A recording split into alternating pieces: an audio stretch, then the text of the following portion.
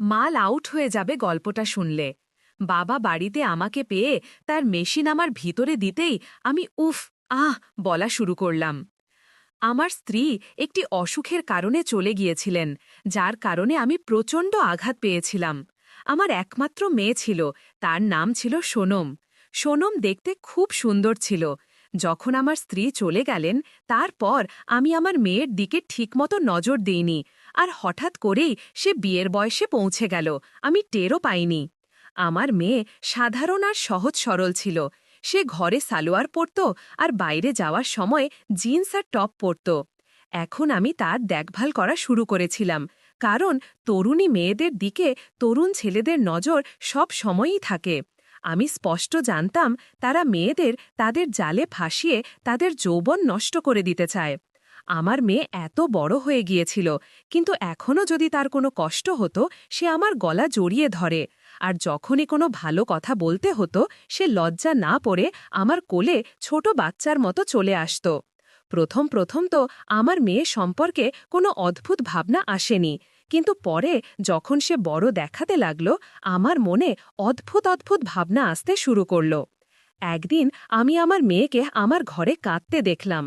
আমি তার কাছে গেলে সে তার চোখের জল মুছে ফেলল আর চুপচাপ সহজ সরল হয়ে গেল। আমি বললাম, মা, কি হয়েছে? কিন্তু সে বলল, কিছু না বাবা, আমি ঠিক আছি। আমি জানতাম, মা, তুমি কাঁদছিলে, আমার থেকে লুকিও না, আমি তোমার বাবা, তোমার থেকে কি লুকানো। এখন তো আমরা দুজনেই রয়ে গেছি, যারা একে অপরের সহায়। আমার মেয়ে নিচু নজরে বলল, বাবা, এমন কিছু না, শুধু মায়ের স্মৃতি মনে পড়ে গিয়েছিল, তাই কেঁদে ফেললাম। মা, যা হওয়ার তা হয়ে গেছে, এটা সব ঈশ্বরের ইচ্ছা, আমরা এতে কিছুই করতে পারি না।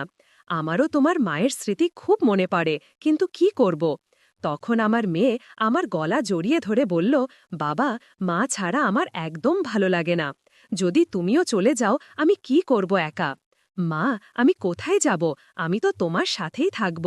না বাবা, কাল যদি তুমি নতুন বিয়ে করো তুমি তাদের সময় দেবে, আমার দিকে একদম নজর দেবে না, আমি জানি। না মা, এমন কিছু না, যদি তুমি বলো আমি দ্বিতীয় বিয়ে করব না।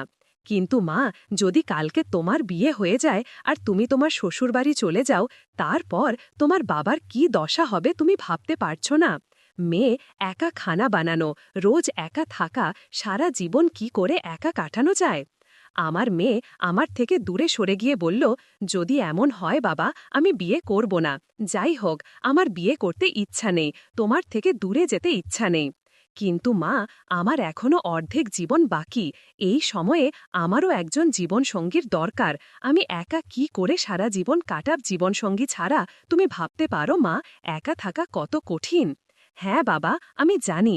মা, রাত হয়ে গেছে, আজ তোমার কি খিদে পায়নি? যাও তাড়াতাড়ি খানা বানাও, তোমার বাবা খিদে আছে, তুমি কি তোমার বাবাকে খালি পেটে শুইয়ে দেবে? না বাবা, আমি তোমাকে কখনো খালি পেটে শুতে দেব না, আমি তোমার পুরো খেয়াল রাখব।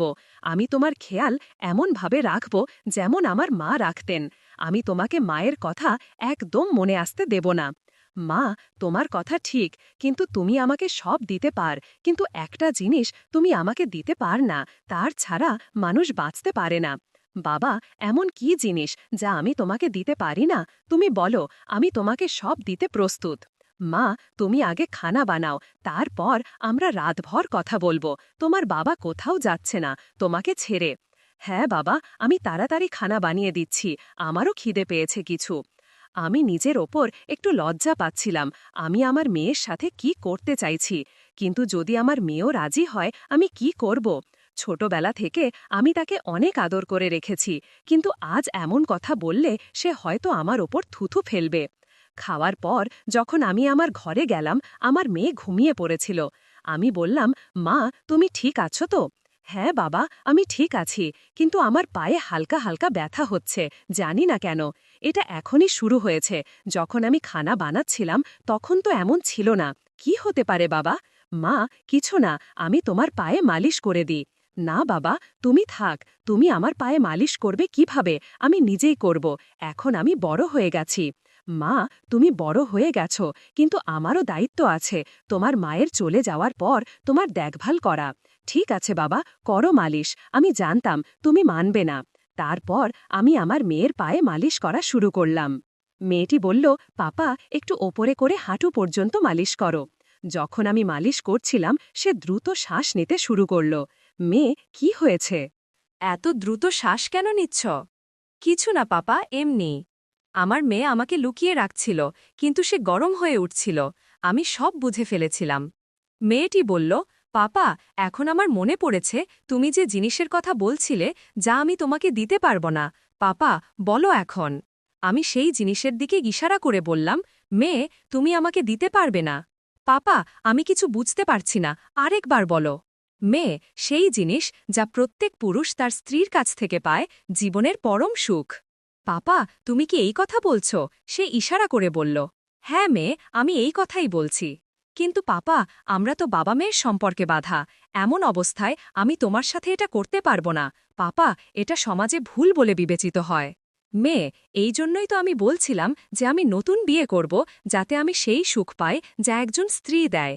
না পাপা, আমার থাকতে তুমি নতুন বিয়ে করবে না। যদি এটাই কথা হয় তাহলে আমি তোমাকে দিতে প্রস্তুত আছি। মেয়ে কাউকে বলো না, না হলে আমাদের রহস্য ফাঁস হয়ে যাবে। পাপা আমি কাউকে বলবো না। আমি কি এটা করতে পারি? তুমি কি তোমার মেয়ের ওপর বিশ্বাস করছো না? মেয়ে এমন কথা নয়, ভুলে যদি কাউকে বলে ফেলো তাহলে আমার কি হবে? কথা প্রসঙ্গে আমার মেয়ের চুলকানি শুরু হলো। মেয়ে কি হয়েছে, তোমার চুলকানি হচ্ছে? হ্যাঁ পাপা এখন আমার চুলকানি হচ্ছে, মনে হচ্ছে আমার এখনই দরকার। আমি সেই জিনিসের দিকে ইশারা করে বললাম, মেয়ে এই চুলকানি প্রায়ই হয় যখন মন চায়, হয়তো তোমার মন এখন প্রস্তুত। হ্যাঁ পাপা নদী বয়ে যেতে শুরু করেছে। আমি ইশারা করে বললাম, মেয়ে এই জিনিসের দিকে দেখো, এটার কারণেই নদী বয়ে যাচ্ছে। যদি এটা পেয়ে যাও তাহলে নদী শান্ত হয়ে যাবে। হ্যাঁ পাপা এখন আমি আর থাকতে পারছি না, আমাকে দ্রুত দাও। পাপা প্রথমবার কিছু হয়ে যাবে না তো? আমি জানি মেয়ে প্রথমবার কি হয়, তুমি টেনশন করো না, তোমার পাপা সব সামলাবে, তুমি শুধু পা ছড়িয়ে দাও। আমি আমার মেয়েকে আনন্দ দিতে বললাম, মেয়ে তোমার কেমন লাগছে? পাপা প্রথমে অদ্ভুত লাগছিল, কিন্তু এখন শান্তি পাচ্ছি। মেয়ে প্রথমবার এমনই হয়, এই নাও তুমি কলা খেয়ে নাও। পাপা এখন ছেড়ে দাও, প্রায় ৩ ঘন্টা হয়ে গেছে, এখন আমি আর সহ্য করতে পারছি না, আমারও ঘুম পাচ্ছে, আমি ঘুমিয়ে পড়ি, তুমিও ঘুমিয়ে পড়ো।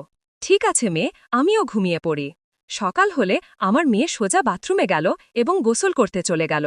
মেয়ে এত সকাল সকাল গোসল করতে যাচ্ছ কেন? ঠান্ডা লাগবে। পাপা তুমি টেনশন করো না, আমি ঠিক আছি, আমি পানি গরম করে রেখেছি। খাওয়ার পর আমি অফিসে যেতে প্রস্তুত হলাম, কিন্তু তখনই আমার মেয়ে বলল, পাপা আমি এখানে একা কিভাবে থাকব? আমিও তোমার সাথে আসছি, আমিও নিয়ে চলো। ঠিক আছে মেয়ে, চলো তুমিও। গাড়িতে বসে বসাই আমার মুড তৈরি হয়ে গেল।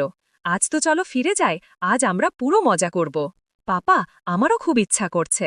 অর্ধেক পথ থেকে ফিরে এসে আমি আমার মেয়েকে রুমে নিয়ে গেলাম। পাপা আমরা কি এটা প্রতিদিন করতে পারব? হ্যাঁ মেয়ে, এখন আমরা যখন ইচ্ছা করব তখন করব। আমি আমার মেয়েকে রাতের চেয়েও বেশি আনন্দ দিতে লাগলাম। পাপা তুমি তো এই ট্রেনিংয়ে পাশ করে ফেলেছ, তুমি ক্লান্ত না হয়েই আমাকে ক্লান্ত করে দাও। সেই দিনের পর আমরা দুজন যখন ইচ্ছা করতাম তখনই কাজ করে নিতাম। এটি একটি কাল্পনিক গল্প, এর উদ্দেশ্য কাউকে উত্তেজিত করা নয়, এটি বাস্তব ঘটনার সাথে কোনো সম্পর্ক বহন করে না।